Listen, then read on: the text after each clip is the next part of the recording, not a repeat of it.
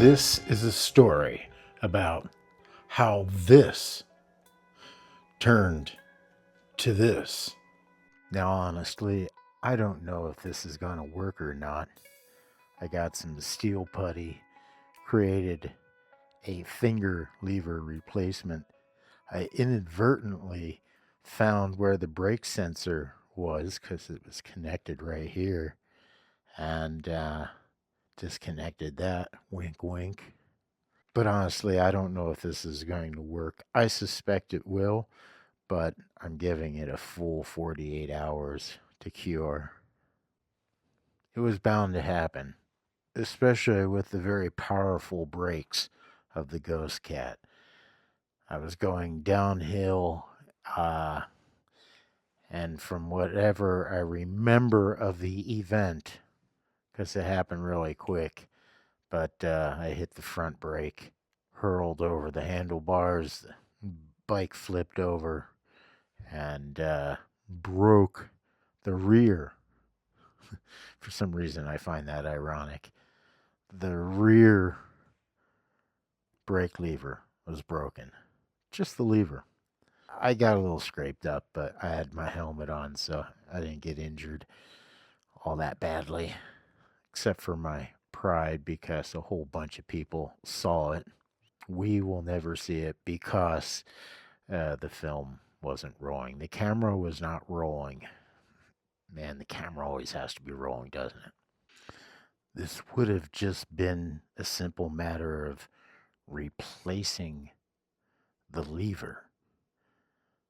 I went to the Ghostcat website and found the video on how to replace this lever. However, this little, I don't know what you would call this, a bolt. It's a threaded bolt or connector bolt.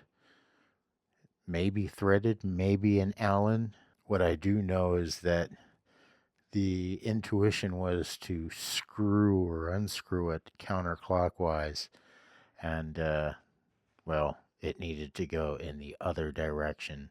However, that was supposed to happen, because what eventually did happen is it drove this lever deeper into the well here, making it, of course, impossible to remove. And impossible to remove because they can't back off on it because, well, we stripped whatever this is, be it a bolt or a Allen. Whatever it is, it's stripped. It ain't going nowhere. However, the brake still works. So tomorrow, well, we'll see if my little finger contraption functions. I think it's going to work fine. Yeah, I think it's going to be awesome. Especially because I'm leaving a full 48 hours for it to cure. So my guess is I'm in communique with Ghostcat right now, and my guess is that now, instead of replacing just the lever, I'm probably going to have to replace this whole thing unless there's some other solution. Which means I'm probably just going to have to get the whole thing, the caliper, the wire, and everything. And if that's the case, I hope at least it's bled, pre-bled. I hope it comes pre-bled because it's kind of expensive. Oh boy. But yes, look at that. A disconnected brake sensor means you can wheelie, right? But it also means, in this particular case, that the brake lights don't work. Oh boy. So, yeah, you got your trade offs there. Now, I just released a short on this very subject matter, and I sent that short to Ghostcat. Hopefully, they'll have a solution that I can apply quickly. Or who knows? Maybe my finger lever will be all the rage. I guess if you look at the bright side of things, no brake sensor, no brake light means that you truly are a ghost cat. Now, of course, I could take this out on the street and just be cautious and only use the front brake, but I just think that that's uh, adding unnecessary risk, and we really do want this to cure nice and hard on there so it doesn't come off, because there's going to be a lot of pressure on this little point here. But I think the physics of this putty job, I think it's going to be excellent. Yes. So we're not going to use this today. We're actually going to go analog. It kind of sucks because today is the last day of sunshine before a whole bunch of rain starts pouring in. And I'm pretty sure you're not supposed to ride these in the rain. You could correct me if I'm wrong. Now, I have all manners of wheeled molecular accoutrements at my resource. I have scooters, like kick scooters. I got skateboards. I got the Ghostcat. I got the Walgo AT2, the electric skateboard. And we have the big, or no, not big, we have the giant, literally the giant yellow bike. Yeah, I got this a few months back. All I did was added some modern pegs and some hand grips, and I also replaced the bars with moto style bars. Because the rains, I have a feeling we're going to be riding on this a lot.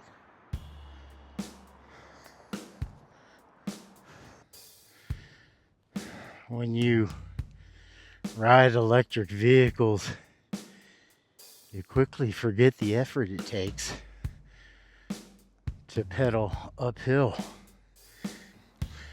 I specifically got this bike for rainy weather. It doesn't rain a lot here, but when it does, it pretty much rains for weeks on end. Of course, that's not good for electric vehicles. Something else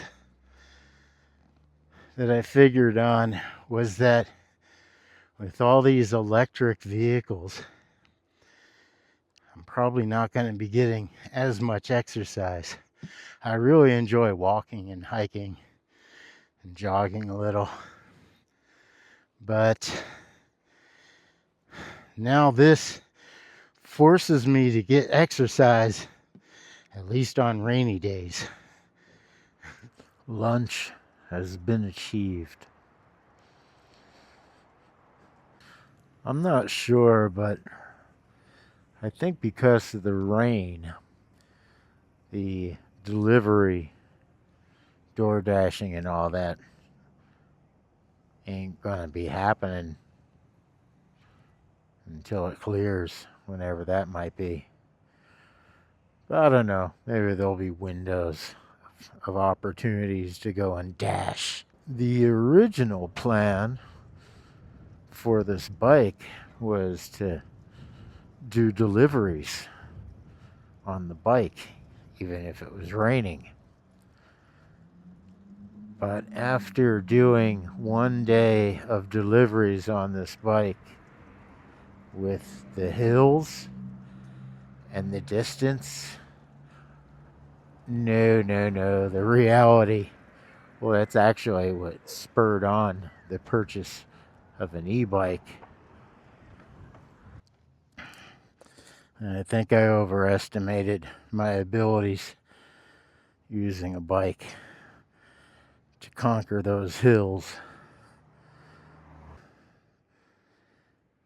Yeah, the idea of delivering in a car is losing prospect, but a bike or an e-bike, well, that's a different story. I think I'm starting to feel some raindrops. This is the nicest bike I've ever owned. Of course, I've never been like super into bikes. I've had my phases. And I know to a lot of you this would be considered an antique. Man, these bull horns come in real handy. Yeah, I'm pretty sure putting those motocross bars on kind of gave it a little extra funk. But I dig it. It's mostly a cruiser and a wheelie machine. But more on that later. I even have a hitch on this bad boy for a trailer. The only things I updated was the pedals and this little locking seat post. And of course, these crazy motocross handlebars used to just be straight across style. To walk you through my logic here, I first got the electric skateboard and said, yeah, let's do deliveries. And but then realized that I was going to need something for those deliveries in the rain. And then that's where this bike came in. So I purchased the bike.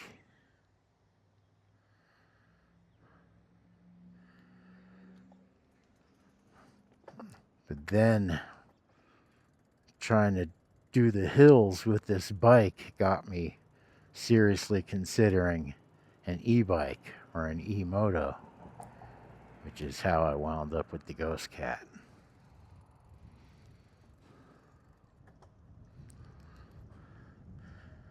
So that was sort of the logic train that has led me to the functional vehicles that I have. Of course, I really don't get much use these days out of my skateboard or my scooter. Oh yeah, that rain is gonna come down any minute now.